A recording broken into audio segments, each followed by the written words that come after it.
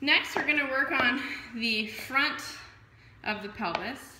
So working on the bottom part of where the abdominal fascia inserts, the ligaments that hold the bladder, part of the ligaments that hold the bladder in place, even accesses a little bit of the broad ligament of the uterus along here, pectineus, the ligaments that hold the prostate.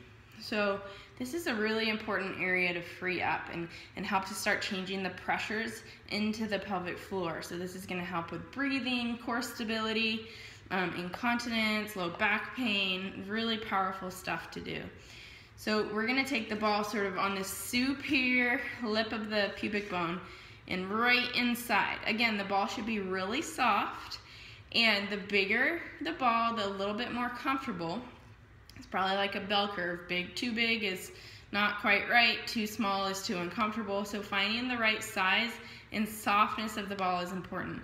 You never want to create pain when you're doing this, especially when we're working on somewhere that has the organs so exposed. So the organs sort of stack up right here, the bladder, the prostate or uterus, and the rectum, and then the small intestines, and we don't want to press on that stuff. They're very highly innervated and can be quite painful, and we don't want pain to be elicited, because then pain creates more trauma, more protective mechanisms, and actually tighten things up and not loosens them. So having a soft ball and listening to your body and letting your body guide you in is so important.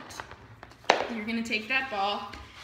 I always like to start in kneeling so that you can just feel where your pubic bone is, so that hard part below your belly button and above your genitals.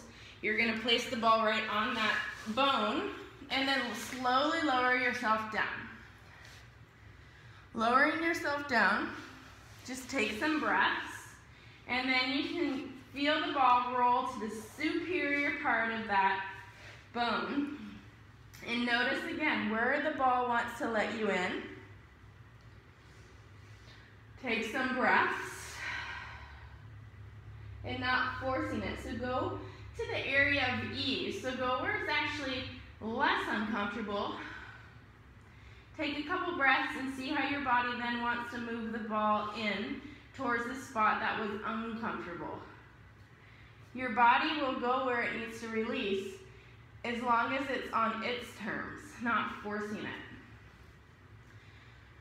Once you feel in a comfortable spot, you can add your leg motion in. So actually turning your entire leg externally rotated so that the inner thighs are on the ground. You're actually bringing in the entire fascial line that connects into the bladder. So in Chinese medicine, this would be your bladder meridian. Goes up the medial side of your leg, and you really feel that when you externally rotate, it really accesses a little bit deeper into the superior part of the pubic bone, which helps to expose those ligaments a little bit more. If this is too uncomfortable, go back to a neutral or internally rotated position in your leg and work your way into that external rotation. You can take your pelvis side to side, just being really comfortable here. If you'd like to start going along the pubic bone, the pubic ramus, towards the hip joint, and start accessing the ligaments along that pectineal line, go ahead and do so. Again, just with the same method of not creating pain, finding the area of ease and letting your body direct the treatment, direct the direction you're going and the depth you're going. Use the intelligence of your body to make the changes. Don't force things.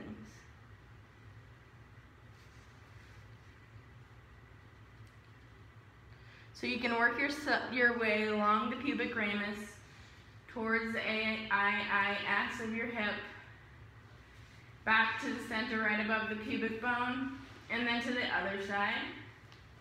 Breathing, moving your legs, moving your pelvis, whatever is needed. Then come up off of it and recheck your seated positions, either the cross-leg position or the long sit, whatever feels comfortable to you. Once I do all of that soft tissue routine, now all the bones are freed up, so we can start to do some more movement experiences or exercises to learn how it feels with your pelvis rotating, your sacrum flexing and extending, and your tailbone moving through flexion, extension, side bend, rotation. Once we can feel all that, then hip hinging is so much easier to learn.